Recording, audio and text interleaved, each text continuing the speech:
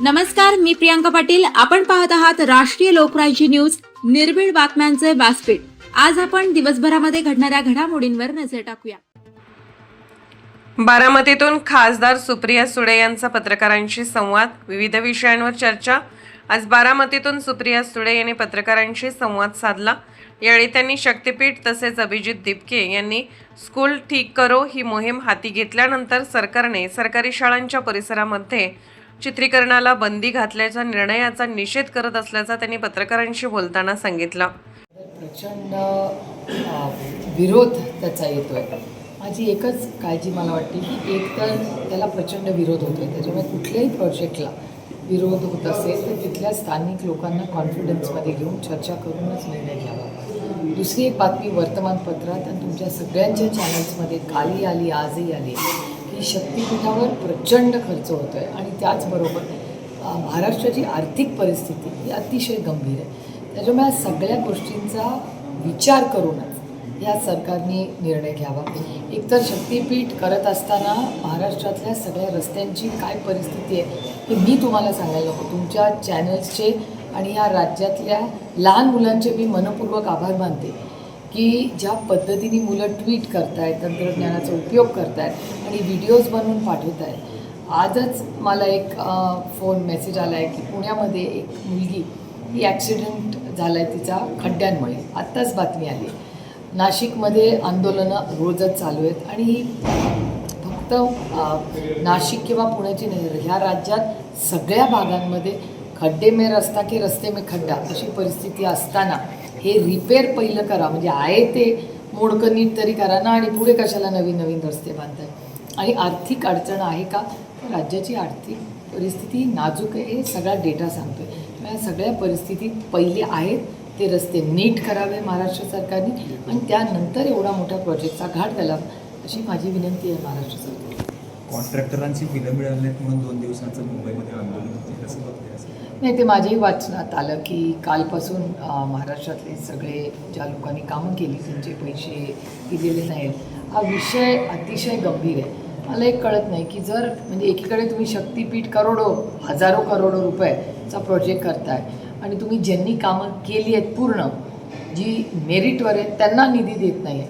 त्याच्यामुळे जे आहे त्याच्यासाठी निधी नाही आहे या सरकारकडे आणि मग पुन्हा नवीन हजारो करोडो रुपयाचे प्रोजेक्ट्स आहेत. म्हणजे मला समजतच नाही की महाराष्ट्र सरकारचं आर्थिक धोरण नक्की कुठल्या दिशेने चाललं आहे.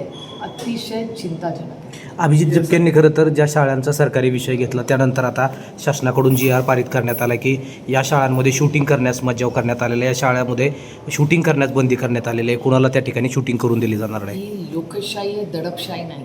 हा निर्णय जो आहे त्याचा मी जाहीर निषेध करते. ही आपल्याला मनमोकळे श्वास घेण्याचा, बोलण्याचा अधिकार भारतरत्न डॉक्टर बाबासाहेब आंबेडकरांनी त्यांच्या संविधानाच्या माध्यमातून केला आहे. त्याच्यामुळे अशी ही चोरी लपवण्याचा जो अतिशय दुर्दैवी हा प्रयत्न चालला आहे त्याचा मी जाहीर निषेध करते. प्रत्येकाने व्हिडिओ काढावे आणि त्यांची कंप्लेंट द्यावी. हे सरकारचं चुकीचं धोरण आहे आणि हा अन्याय आहे आणि ते पण नवीन पिढीच्या शिक्षणाबद्दल. NEPचं मोठं धोरण आणण्यासाठी एवढं क्रेडिट हे सरकार घेतं. एवढं मोठं इन्फ्रास्ट्रक्चर प्रत्येक वेळेस मोठी मोठी उद्घाटनं करतात. करोडो रुपयाचा धुराळा त्याच्यावर होतो. मग आमच्या मुलांनी मन मोकळेपणे जर वास्तव राज्याच्या समोर आणलं तर तो गुन्हा झाला आणि तो गुन्हा असेल तो मी स्वतः तो करीन आणि मग जेलमध्ये टाकावं आम्हाला या सरकारने. SIRची मुदत संपली आहे आणि अजून तुला काल ट्विट केलं की 1 कोटी लोकांचा अजून बाकी आहे.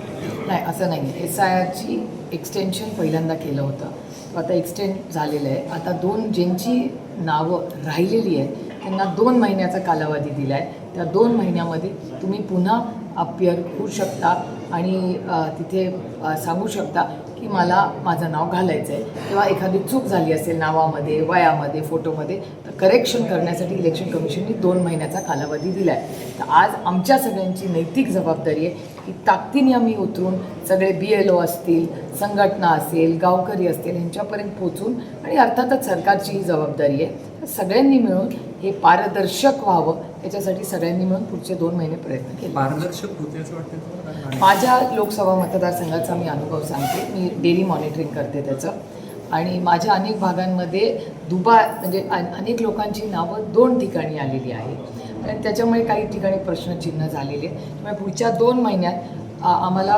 अग्रेसिव्हली काम करावं लागेल की ह्याच्यात किती तफावत आहे आणि गॅप्स आहे. त्यामुळे पुढचे 2 महिने एक संघटना म्हणून राष्ट्रवादी काँग्रेस पक्ष, शरदचंद्र पवार, आमच्या सगळ्या पदाधिकारी, आमचे वरिष्ठ नेते, आम्ही सगळे फील्डवर या कामासाठी असू. 16 ऑक्टोबरला देशाचे पंतप्रधान नरेंद्र मोदी बारामतीमध्ये येणार असं पवारसाहेबांनी सांगितलं. एकीकडं दुसरीकडं अशी चर्चा आहे की NDAमध्ये तुमचा राष्ट्रवादी काँग्रेस पक्ष जाणार आहे. ही आता चर्चा आल्यानंतर चर्चा सुरू झाली. आणि आमची चर्चा 12 वर्ष चालली आहे. त्याच्यामुळे 12 वर्ष आम्ही जाणार असं तुम्ही सगळे तुमच्या चॅनलवर दाखवत आहे. त्यामुळे 12 वर्ष ही चर्चा चालू आहे. अजून 3 वर्ष चालू दे, काय खरं आहे. तुम्हाला पण चॅनल चालवायचं आहे, त्यामुळे त्याच्यात काही गैर नाही. तुमचा पक्ष जाणार आहे का NDAमध्ये? माझ्या माहितीप्रमाणे आमचा पक्ष आज विरोधी पक्षात गेले 12 वर्ष आम्ही आहोत आणि ह्या देशाचे मायबाप जनतेचे प्रश्न सोडवण्यासाठी आम्ही पूर्ण निष्ठेने आम्ही काम करतो. 16 ऑक्टोबरला मोदी येतात, कशा पद्धतीचा कार्यक्रम? मोदीजींना पत्र लिहिलेलं आहे. आम्ही त्या प्रोग्रॅम नक्की कसा असेल, 30 तारीख का एखादा दिवस पुढे मागे होईल, या सगळ्याचा फॉलोअप आम्ही करतो. एकदा कन्फर्मेशनचं पत्र आलं की तुम्हाला नक्की सांगेन. पुणे जिल्हा ग्रामीण प्रतिनिधी सतीश आढाव. ताज्या बातम्यांसाठी आणि अपडेट्ससाठी राष्ट्रीय लोकराज्य न्यूज चॅनलला सबस्क्राईब करा. तसेच लाईक आणि शेअरही करा.